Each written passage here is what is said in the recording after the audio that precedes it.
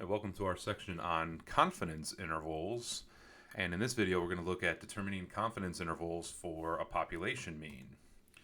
So in our last section, our last series of videos, we took a look at sampling distributions of the sample mean and sampling distributions of sampling proportions as well.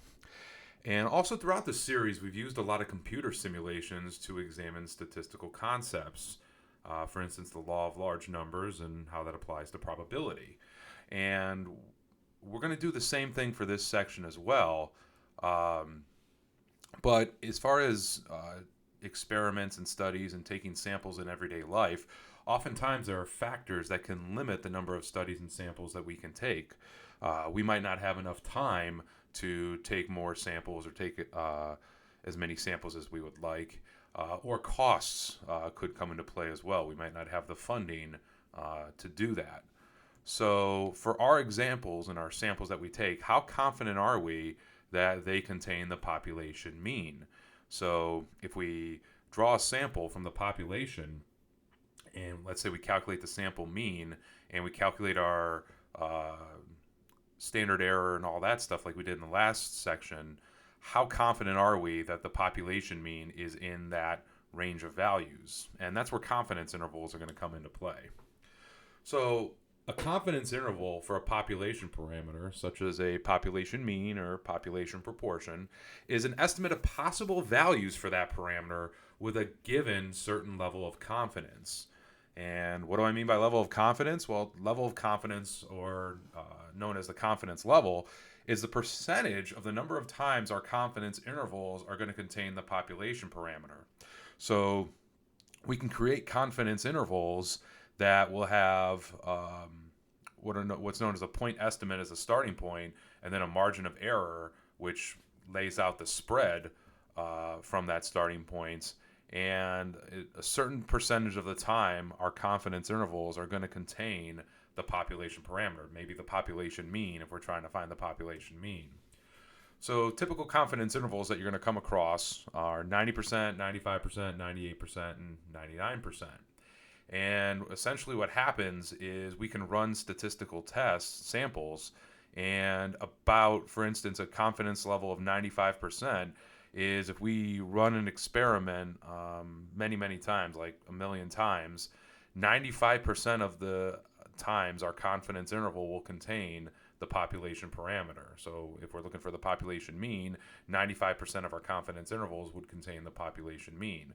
Or if our confidence level is 99%, then 99% of the time our confidence interval will contain that population value. So a confidence interval for a population parameter, like population mean, is in the form point estimate plus or minus the margin of error. You could think of point estimate like the center of a circle, and the margin of error is like the radius of the circle. So a point estimate is a value that's based on our sample data that represents a reasonable value for the population parameter. So for instance, if we're looking for the population mean, a point estimate would be our sample mean that we obtain from our sample. Our margin of error is going to be in the form critical value times standard error. So we took a look at standard error, sigma divided by the square root of n for population mean in our last series. Critical value goes back to our normal distribution and z-scores, and we'll get into that in a moment. But for right now, I want to show you a computer simulation just to give you a better idea of what confidence intervals represent. So got my standard imports here so I can do the calculations. Here we're going to create a 25,000 element population. The number's 1 to 1,000. So we're going to generate the numbers from random number from 1 to 1,000. We're going to do that 25,000 times. So decently sized population. And also going to calculate the population mean so we can know, because we have this all-knowing population, we have everything in the population, we can calculate the population mean. Successes, this is going to represent the number of times our confidence intervals will contain the population mean, whatever it happens to be. And we're going to run 20,000 trials. So we're going to take 20,000 samples. We'll use a confidence level of 95%. Don't worry about the z half alpha stuff here. And then each of our samples, we're going to take a sample size of 100. So we're going to take 20,000 samples of random samples from this population. Each sample is going to have 100 values in it. We're going to calculate the lower and upper values for our confidence interval. And then if our population mean is between those two values, we're going to add 1 to the number of successes. So we're going to increase the number of successes. And what we're going to see is over the course of these 20,000 samples that we're going to get, and mind you, each sample is going to be different in terms of likelihood that anyone would be the same. But in taking these 20,000 different samples, about 95% of the time, our confidence intervals are going to contain the population mean. So let's go ahead and run this and see what we get. So it's running. And all right, so this time we took 20,000 samples. 94.7% of those confidence intervals that we got from our samples will contain the population mean, which in this case is 500.63. So about 95% of those confidence intervals actually contain the population mean. And if we look at all the possible ways we can take samples from our population, in this case, there's we have 25,000 things in our population. We're only taking 20,000 at a time of size 100. So if we looked at all possible ones, which I don't believe my computer would have enough time to do, we would find that 95% of them contain the population mean. So, all right, now as far as our critical values go, that goes back to our normal distribution, where our critical values are in the form z sub alpha over 2, where if we look at what the confidence level is, that's our value of alpha is our confidence level, we take 1 minus that, and it's going to, from the center of our normal distribution, and it's going to push it outwards to the left where your z-scores are negative, and it's going to push it outwards towards the right where your z-scores are positive.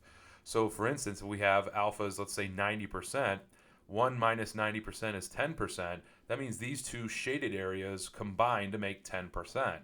And because of the symmetry of the normal distribution, each one of these would be half of 10%, which is 5%. So we'd want the lower 5% z-score and the upper 5% z-score as well. So we took a look at how to do this with our normal distribution back in the standard normal distribution section. So some common critical values, just to expedite our process here. 90%. Our common critical values here are about 1.645.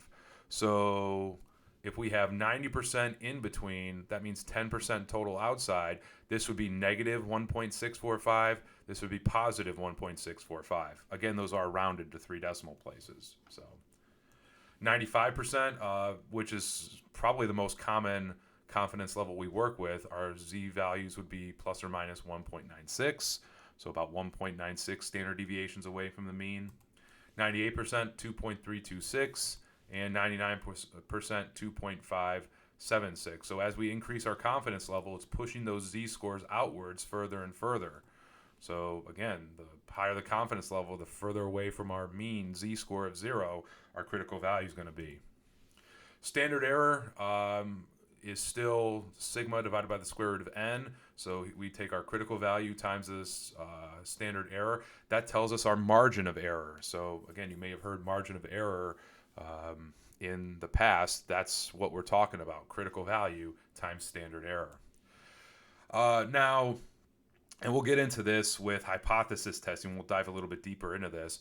If your population standard deviation is unknown, we can use the sample standard deviation, S, when our sample size is large enough. So for sample sizes that are 30 or higher. In the simulation, we used sample sizes of 100. So we could use our sample standard deviation if our sample sizes are large enough. Typically, 30s, you don't see much of a difference anymore. So, all right, that about does it for this video. Thanks for watching. I'll